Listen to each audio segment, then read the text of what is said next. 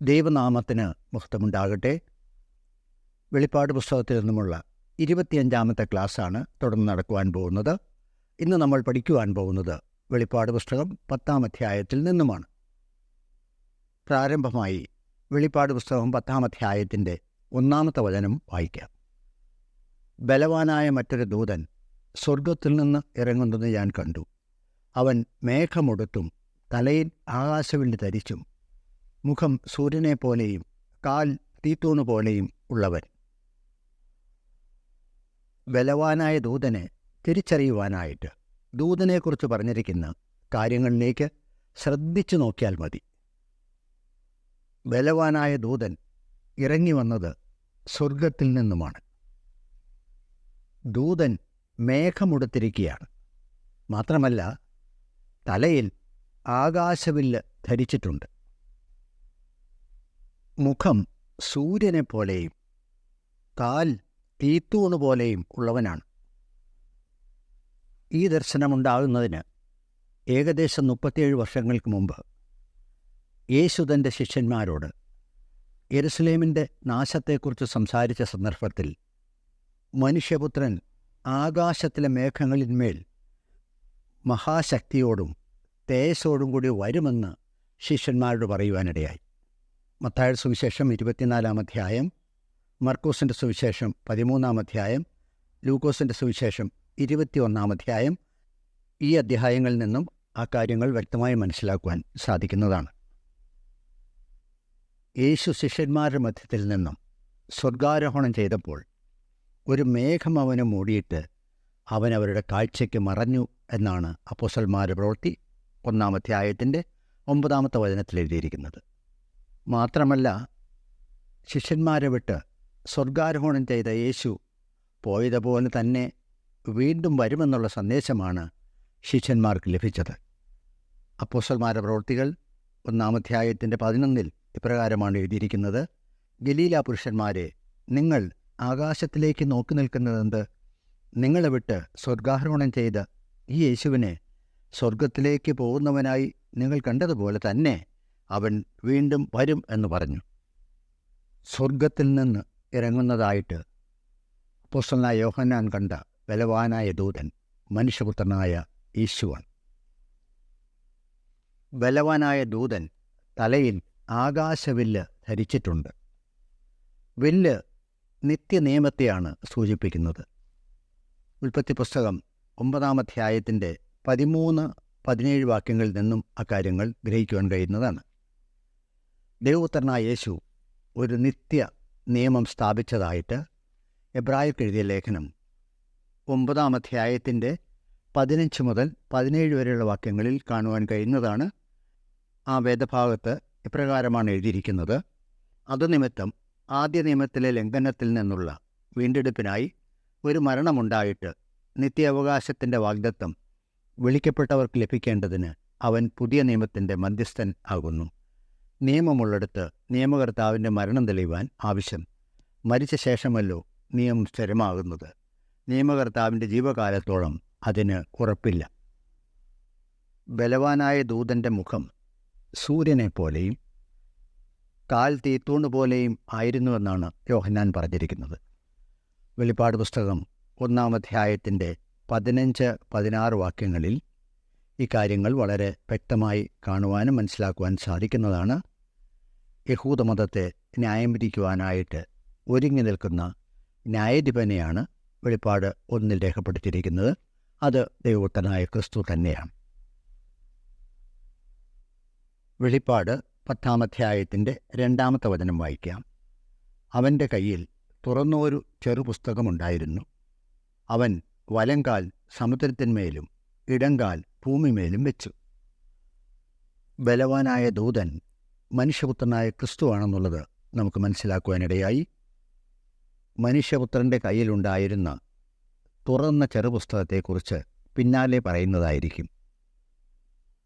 മനുഷ്യപുത്രൻ്റെ വലങ്കാൽ സമുദ്രത്തിന്മേലും ഇടങ്കാൽ ഭൂമിമേലും വെച്ചു. ഈ വചനങ്ങളിൽ സമുദ്രവും ഭൂമിയും എന്ന് പറഞ്ഞിരിക്കുന്നത് ഉൽപ്പത്തി 1-ാം അധ്യായത്തിൻ്റെ 10-ാമത്തെ വചനത്തിൽ പറഞ്ഞിരിക്കുന്ന സമുദ്രവും ഭൂമിയുമല്ല.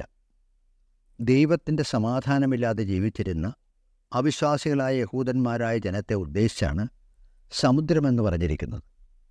അങ്ങനെ ദൈവത്തിൻ്റെ സമാധാനമില്ലാതെ ജീവിച്ചിരുന്ന അവിശ്വാസികളായ യഹൂദന്മാരെക്കുറിച്ചാണ് യെശയ്യാവിൻ്റെ പുസ്തകം 57 അധ്യായത്തിൻ്റെ 20-21 വാക്യങ്ങളിൽ പറഞ്ഞിരിക്കുന്നത്. ഭൂമി എന്ന് പറഞ്ഞിരിക്കുന്നത് ഇസ്രായേൽ ദേശത്തിനാണ്. യെശയ്യാവിൻ്റെ പുസ്തകം 24 അധ്യായത്തിൻ്റെ 1 മുതൽ 6 വരെയും മലാക്കിയുടെ പുസ്തകം 4 അധ്യായത്തിൻ്റെ 6 വചനവും ശ്രദ്ധിച്ചു വായിച്ചാൽ ഭൂമി എന്ന് പറഞ്ഞിരിക്കുന്നത് ഇസ്രായേലിനെ കുറിച്ചാണെന്നുള്ളത് വ്യക്തമായി മനസ്സിലാക്കുവാൻ കഴിയുന്നതാണ്. ഇസ്രായേൽ ദേശം റെപ്രസെൻ്റ് ചെയ്യുന്നത് യഹൂദ മതത്തെയാണ്. ബലവാനായ ദൂതൻ്റെ ശബ്ദം സിംഹമലരും പോലെയായിരുന്നു. ക്രിസ്തു യഹൂദ ഗോത്രത്തിലെ സിംഹമാണ്. വെളിപ്പാട് പുസ്തകം 5 അധ്യായത്തിൻ്റെ 5 വാക്യത്തിൽ അപ്രകാരം തന്നെ രേഖപ്പെടുത്തിയിട്ടുണ്ട്. സിംഹം അലറുന്നത് ഇര അതിൻ്റെ മുമ്പിൽ ഉള്ളപ്പോഴാണ്. ആമോസിൻ്റെ പുസ്തകം 3 അധ്യായത്തിൻ്റെ 4 വചനത്തിൽ ഇപ്രകാരം പറഞ്ഞിരിക്കുന്നു: ഇരയില്ലാതെ ഇരിക്കുമ്പോൾ സിംഹം കാട്ടിൽ അലറുമോ?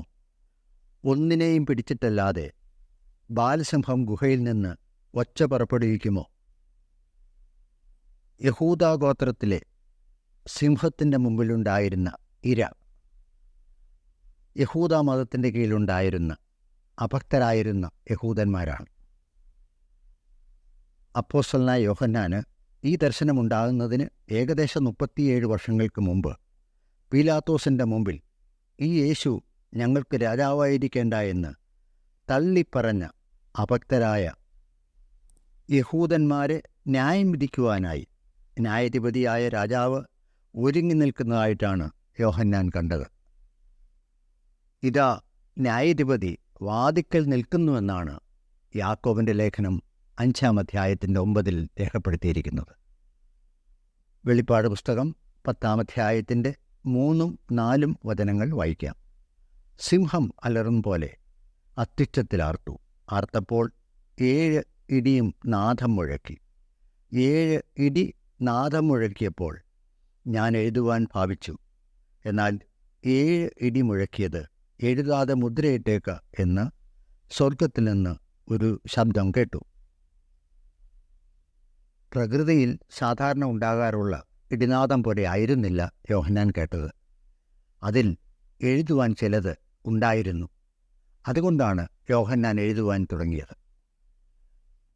എന്നാൽ 7 ഇടി മുഴക്കിയത് എഴുതാതെ മുദ്രയിട്ടേക്കെന്ന് സ്വർഗത്തിൽ നിന്നൊരു ശബ്ദം യോഹന്നാൻ കേൾക്കുവാനിടയായി.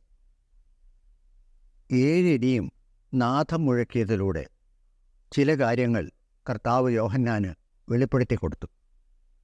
ആ കാര്യങ്ങൾ ദൈവസഭ അറിയണമെന്ന് കർത്താവ് ആഗ്രഹിച്ചില്ല. അത് യോഹന്നാന് വേണ്ടി മാത്രമുള്ളതായിരുന്നു. അതുകൊണ്ടാണ് എഴുതാതെ മുദ്രയിട്ടേക്കെന്ന് സ്വർഗത്തിൽ നിന്ന് പറഞ്ഞത്. വെളിപ്പാട് 10 അധ്യായത്തിൻ്റെ 5 മുതൽ 7 വരെയുള്ള വാക്യങ്ങൾ വായിക്കാം. സമുദ്രത്തിന്മേലും ഭൂമിമേലും നിൽക്കുന്നവനായി ഞാൻ കണ്ട ദൂതൻ വലം കൈ ആകാശത്തേക്ക് ഉയർത്തി. ഇനി കാലം ഉണ്ടാകുകയില്ല. 7ാമത്തെ ദൂതൻ കാഹളമൂതുവാനിരിക്കുന്ന നാദത്തിൻ്റെ കാലത്ത് ദൈവത്തിൻ്റെ മർമ്മം അവൻ തൻ്റെ ദാസന്മാരായ പ്രവാചകന്മാർക്ക് അറിയിച്ചു കൊടുത്തതുപോലെ നിവൃത്തിയാകുമെന്ന് ആകാശവും അതിലുള്ളതും ഭൂമിയും അതിലുള്ളതും സമുദ്രവും അതിലുള്ളതും സൃഷ്ടിച്ചവനായി എന്നേക്കും ജീവിച്ചിരിക്കുന്നവനെ ചൊല്ലി സത്യം ചെയ്തു. 6ാമത്തെ വാക്യത്തിൽ പറഞ്ഞിരിക്കുന്നത് ഇപ്രകാരമാണ്: ഇനി ഒട്ടും താമസിക്കുകയില്ല. 7ാമത്തെ ദൂതൻ കാഹളമൂതുവാൻ പോകുന്ന ആ നാദത്തിൻ്റെ കാലത്ത് ദൈവത്തിൻ്റെ മർമ്മം അവൻ തൻ്റെ ദാസന്മാരായ പ്രവാചകന്മാർക്ക് അറിയിച്ചു കൊടുത്തതുപോലെ തന്നെ നിവൃത്തിയാകും. സംഭവിക്കേണ്ടതായ സകല കാര്യങ്ങളും ദൈവം തൻ്റെ ദാസന്മാർക്ക് മുന്നമേ വെളിപ്പെടുത്തി കൊടുത്തിട്ടുണ്ട് എന്നുള്ളതാണ് ദൈവവചനത്തിൽ നമുക്ക് മനസ്സിലാക്കുവാൻ സാധിക്കുന്നത്.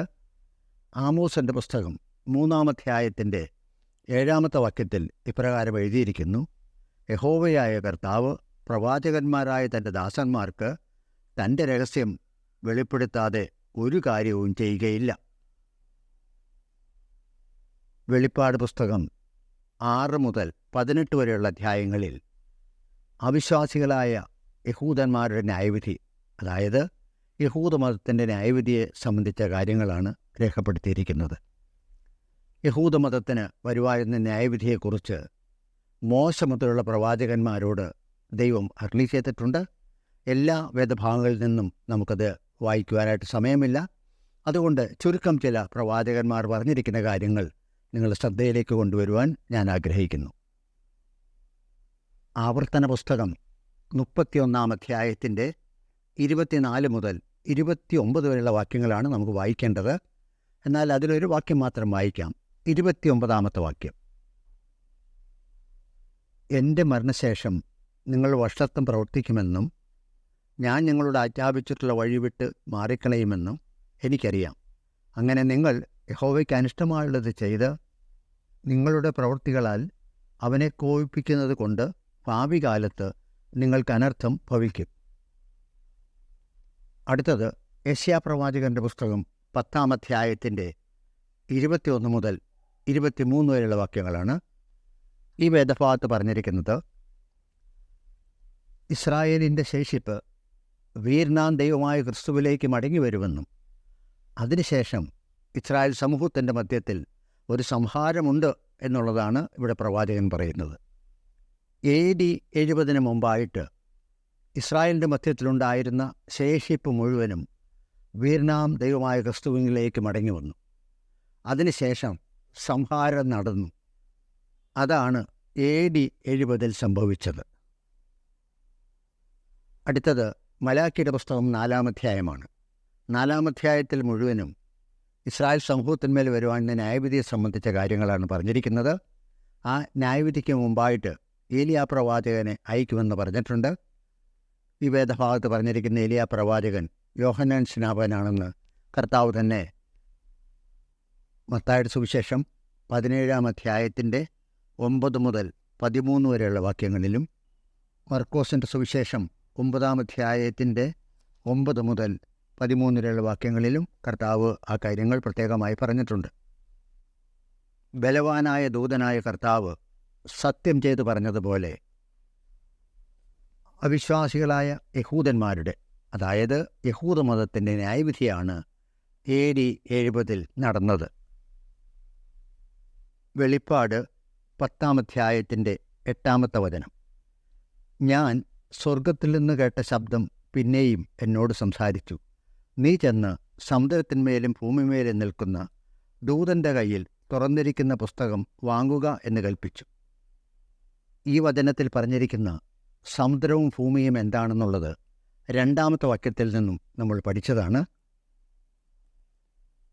വെളിപ്പാട് പുസ്തകം 5 അധ്യായത്തിൽ സിംഹാസനത്തിലിരിക്കുന്നവൻ്റെ വലങ്കയിൽ കണ്ടത് 7 മുദ്രയാൽ മുദ്രയിട്ട ഒരു പുസ്തകമായിരുന്നു. എന്നാൽ ബലവാനായ ദൂതൻ്റെ കയ്യിലുണ്ടായിരുന്നത് തുറന്നിരിക്കുന്ന പുസ്തകമാണ്. തുറന്നിരിക്കുന്ന പുസ്തകം എന്നത് സുവിശേഷമാണ്. വിശ്വസിക്കുന്നവർക്ക് രക്ഷയും വിശ്വസിക്കാത്തവർക്ക് ന്യായവിധിയുമാണ് അതിൽ പറഞ്ഞിരിക്കുന്നത്. വെളിപ്പാട് 10 അധ്യായത്തിൻ്റെ 9, 10 വാക്യങ്ങൾ: ഞാൻ ദൂതൻ്റെ അടുക്കൽ ചെന്നു ആ ചെറുപുസ്തകം തരുവാൻ പറഞ്ഞു. അവൻ എന്നോട്, നീ ഇത് വാങ്ങി തിന്നുക, അത് നിന്റെ വയറ്റിനെ കയ്പിക്കും, എങ്കിലും വായിൽ തേൻ പോലെ മധുരിക്കുമെന്ന് പറഞ്ഞു. ഞാൻ ദൂതൻ്റെ കയ്യിൽ നിന്ന് ചെറുപുസ്തകം വാങ്ങി തിന്നു. അത് എൻ്റെ വായിൽ തേൻ പോലെ മധുരമായിരുന്നു. തിന്നു കഴിഞ്ഞപ്പോൾ എൻ്റെ വയറ് കഴിച്ചുപോയി. യോഹന്നാൻ ദൂതൻ്റെ കയ്യിൽ നിന്ന് പുസ്തകം വാങ്ങി തിന്നു. അത് തൻ്റെ വായിൽ തേൻ പോലെയായിരുന്നു. വയറ്റിൽ കയ്പും അനുഭവപ്പെട്ടു. നമ്മുടെ കർത്താവ് അപ്പോസ്തലന്മാരെ ഏൽപ്പിച്ച ശുശ്രൂഷയിലൂടെ സുവിശേഷം അനുസരിച്ചവർക്ക് മധുരവും സുവിശേഷം അനുസരിക്കാത്തവർക്ക് കയ്പുമായി തീർന്നു. ഇസ്രായേൽ ഗോത്രങ്ങളെ ന്യായം വിധിക്കുവാനുള്ള അധികാരം കർത്താവ് നൽകിയത് തൻ്റെ 12 അപ്പോസ്തലന്മാർക്കാണ്. അതിൽ അപ്പോസ്തലനായ യോഹന്നാനും ഉൾപ്പെടും. മത്തായിയുടെ സുവിശേഷം 19 അധ്യായത്തിൻ്റെ 28 കർത്താവ് തൻ്റെ ശിഷ്യന്മാരോട് ഇപ്രകാരം പറഞ്ഞു. യേശു അവരോട് പറഞ്ഞത്, എന്നെ അനുഗമിച്ചിരിക്കുന്ന നിങ്ങൾ പുനർജനനത്തിൽ മനുഷ്യപുത്രൻ തൻ്റെ മഹത്വത്തിൻ്റെ സിംഹാസനത്തിലിരിക്കുമ്പോൾ നിങ്ങളും 12 സിംഹാസനങ്ങളിലിരുന്ന് ഇസ്രായേൽ ഗോത്രം 12നെയും ന്യായം വിധിക്കുമെന്ന് ഞാൻ സത്യമായിട്ടും നിങ്ങളോട് പറയുന്നു. ക്രിസ്തു കഷ്ടമനുഭവിച്ചിട്ട് തൻ്റെ മഹത്വത്തിലേക്ക് കടന്നതായിട്ട് ലൂക്കോസിൻ്റെ സുവിശേഷം 24-ാം അധ്യായത്തിൻ്റെ 25 മുതൽ 27 വരെയുള്ള വാക്യങ്ങളിൽ കാണുന്നുണ്ട്. പുനർജന്മ സ്നാനത്തിൻ്റെ ആരംഭം പെന്തക്കോസ്ത് നാളിലാണ്. അന്നാണ് വീണ്ടും ജനനം ആരംഭിച്ചത്. അന്നു മുതൽ 12 അപ്പോസ്തലന്മാർ സുവിശേഷത്താൽ ഇസ്രായേലിനെ ന്യായം വിധിക്കുവാൻ തുടങ്ങി. ന്യായവിധിയുടെ സന്ദേശം സുവിശേഷമാണ്. വിശ്വസിക്കുന്നവർക്ക് രക്ഷയും വിശ്വസിക്കാത്തവർക്ക് ശിക്ഷാവിധിയും. അപ്പോസ്തലന്മാർ ഇസ്രായേലിൻ്റെ മധ്യത്തിൽ പ്രസംഗിച്ച സുവിശേഷം വിശ്വസിച്ചവർ ദൈവരാജ്യത്തിന് അവകാശികളായിത്തീർന്നു. അവർ ദൈവരാജ്യത്തിലേക്ക് പ്രവേശിച്ചു. സുവിശേഷം അനുസരിക്കാതിരുന്ന അവിശ്വാസികളെ യഹൂദന്മാർ ന്യായപ്രമാണപ്രകാരമുള്ള വിധിയിലേക്ക് മാറ്റപ്പെട്ടു. ആ വിധിയാണ് AD 70 നടന്നത്. യഹൂദനായിരുന്ന യോഹന്നാൻ്റെ ചർച്ചക്കാരിൽ തന്നെ ചിലർ ദൈവരാജ്യത്തിലേക്കും ചിലർ നാശത്തിലേക്കും പോകുവാനിടയായി. അത് യോഹന്നാനെ സംബന്ധിച്ചിടത്തോളം മധുരത്തിൻ്റെയും കയ്പിൻ്റെയും അനുഭവം നൽകുന്നതായിരുന്നു. വെളിപ്പാട് 10-ാം അധ്യായത്തിൻ്റെ 11-ാമത്തെ വാക്യം വായിക്കാം. അവൻ എന്നോട്, നീ ഇനിയും അനേകം വംശങ്ങളെയും ജാതികളെയും ഭാഷകളെയും രാജാക്കന്മാരെയും കുറിച്ച് പ്രവചിക്കേണ്ടി വരും എന്ന് പറഞ്ഞു. കർത്താവിന് പ്രിയനായ ശിഷ്യനോട് കർത്താവ് തന്നെ പറയുകയാണ്, യോഹന്നാനെ, നീ ഇനിയും അനേകം ജനതകളോടും രാഷ്ട്രങ്ങളോടും വിവിധ ഭാഷക്കാരോടും രാജാക്കന്മാരോടും പ്രവചിക്കണമെന്ന് പറഞ്ഞു. ഇനി ഞാൻ തിരുവെഴുത്തുകളിൽ പറഞ്ഞിരിക്കുന്ന ചില കാര്യങ്ങൾ നിങ്ങളുടെ ശ്രദ്ധയിലേക്ക് കൊണ്ടുവരാം. ഒരു യഹൂദൻ പബ്ലിക് മിനിസ്ട്രിയിലേക്ക് പ്രവേശിക്കുന്നത് 30-ാമത്തെ വയസ്സിലാണ്. ലേവി പുത്രന്മാരോടുള്ള ബന്ധത്തിൽ ശുശ്രൂഷയിലേക്ക് പ്രവേശിക്കുന്നത് 30-ാമത്തെ വയസ്സിലാണെന്നുള്ളത് സംഖ്യാപുസ്തകം 4-ാം അധ്യായത്തിൽ കാണുവാൻ കഴിയുന്നതാണ്. യോസഫ് മിസ്രൈമിൽ മേലധികാരിയായത് 30-ാമത്തെ വയസ്സിലാണെന്ന് ഉൽപ്പത്തി പുസ്തകം 41-ാം അധ്യായത്തിൽ കാണുന്നുണ്ട്. ദാവീദ് രാജാവായത് 30-ാമത്തെ വയസ്സിലാണ്. 2 ശമൂവേൽ 5-ാം അധ്യായത്തിൻ്റെ 4. ദൈവപുത്രനായ യേശു തൻ്റെ പ്രവൃത്തി ആരംഭിച്ചത് ഏകദേശം 30-ാമത്തെ വയസ്സിലായിരുന്നുവെന്ന് ലൂക്കോസിൻ്റെ സുവിശേഷം 3-ാം അധ്യായത്തിൻ്റെ 23 കാണുന്നുണ്ട്. യോഹന്നാനെയും മറ്റ് അപ്പോസ്തലന്മാരെയും കർത്താവ് വിളിച്ചു വേർതിരിച്ചത് ഒരു വലിയ പബ്ലിക് മിനിസ്ട്രിക്ക് വേണ്ടിയാണ്. ഒരു യഹൂദൻ പബ്ലിക് മിനിസ്ട്രിയിലേക്ക് പ്രവേശിക്കുന്നത് 30-ാമത്തെ വയസ്സിലാണെന്നുള്ളതാണ് തിരുവെഴുത്തുകളുടെ വെളിച്ചത്തിൽ കാണുവാൻ നമുക്ക് സാധിച്ചത്. യോഹന്നാനെ കർത്താവ് വിളിച്ച് അപ്പോസ്തലനായിട്ട് വേർതിരിച്ച സമയത്ത് യോഹന്നാന് 30 വയസ്സെങ്കിലും ഉണ്ടായിരുന്നു എന്നാണ് വചനത്തിൻ്റെ വെളിച്ചത്തിൽ മനസ്സിലാക്കുവാൻ കഴിയുന്നത്. യെരുസലേമിൽ ന്യായപ്രമാണത്തിന് കീഴിലുണ്ടായ ദേവാലയം റോമൻ സൈന്യം നശിപ്പിച്ചത് AD 70 ദേവാലയം നശിപ്പിക്കപ്പെടുന്നതിന് മുമ്പായിട്ട് യോഹന്നാന് വെളിപ്പാട് ലഭിച്ചു എന്നതിന് തെളിവ് വെളിപ്പാട് പുസ്തകത്തിൽ തന്നെ കാണുന്നുണ്ട്. വെളിപ്പാട് 6 മുതൽ 18 വരെയുള്ള അധ്യായങ്ങളിൽ ദേവാലയത്തിൻ്റെ നാശവും അവിശ്വാസികളായ യഹൂദന്മാരുടെ ന്യായവിധിയും സംബന്ധിച്ച കാര്യങ്ങളാണ് രേഖപ്പെടുത്തിയിരിക്കുന്നത്. യെരുസലേമിൻ്റെ നാശവും അവിശ്വാസികളായ യഹൂദന്മാരുടെ ന്യായവിധിയും AD 70 നടന്നു. ആ സമയത്ത് യോഹന്നാൻ്റെ പ്രായം 70 വയസ്സിൽ കുറവാണെന്നുള്ളതാണ് നമുക്ക് കണക്ക് പ്രകാരം മനസ്സിലാക്കുവാൻ സാധിക്കുന്നത്. വെളിപ്പാട് പുസ്തകം 10-ാം അധ്യായത്തിൻ്റെ 11-ാമത്തെ വാക്യം ഒരിക്കൽ കൂടി വായിക്കാം. അവൻ എന്നോട്, നീ ഇനിയും അനേകം വംശങ്ങളെയും ജാതികളെയും ഭാഷകളെയും രാജാക്കന്മാരെയും കുറിച്ച് പ്രവചിക്കേണ്ടി വരുമെന്ന് പറഞ്ഞു. യോഹന്നാൻ ജീവിച്ചിരുന്നത് ന്യായപ്രമാണ കാലത്താണ്. ന്യായപ്രമാണ കാലത്തെ ശരാശരി ആയുസ് 70, ഏറിയാൽ 80. കർത്താവ് പറഞ്ഞതുപോലെ തന്നെ ദേവാലയത്തിൻ്റെ നാശത്തിന് ശേഷം അപ്പോസ്തലനായ യോഹന്നാന് അനേകരോട് ദൈവവചനത്തിൽ നിന്ന് പ്രസംഗിക്കുവാൻ സാധിച്ചു എന്നുള്ളതാണ് വചനത്തിൻ്റെ വെളിച്ചത്തിൽ മനസ്സിലാക്കുവാൻ സാധിക്കുന്നത്. വെളിപ്പാട് പുസ്തകം 10-ാം അധ്യായത്തിൻ്റെ 11-ാമത്തെ വാക്യത്തോട് ബന്ധപ്പെട്ട് ഞാൻ ഇത്രയും കാര്യങ്ങൾ പറയുവാൻ കാരണം, യോഹന്നാന് വെളിപ്പാട് ലഭിച്ചത് AD 95-96 കാലങ്ങളിലാണെന്ന് പറയുന്നവരുണ്ട്. ആ കണക്ക് ദൈവവചനത്തിൻ്റെ വെളിച്ചത്തിലുള്ളതല്ല എന്ന് ഈ സന്ദേശം കേൾക്കുന്ന പ്രിയപ്പെട്ടവരെങ്കിലും അത് മനസ്സിലാക്കിയിരിക്കണം. അതിനുവേണ്ടിയാണ് ഞാൻ ഇത്രയും കാര്യങ്ങൾ പറഞ്ഞത്. ഈ അധ്യായത്തിൽ നിന്നും ഇനി അധികമായിട്ടൊന്നും പറയുവാനില്ല. അതുകൊണ്ട് ഈ ക്ലാസ് ഇവിടെ നിർത്തുന്നു. കർത്താവ് അനുവദിച്ചാൽ അടുത്ത ക്ലാസ്സിൽ 11-ാം അധ്യായത്തിൽ നിന്നും നമുക്ക് പഠിക്കാം. ദൈവത്തിൻ്റെ പരിശുദ്ധ നാമം മഹത്വപ്പെടുമാറാകട്ടെ. ആമേൻ.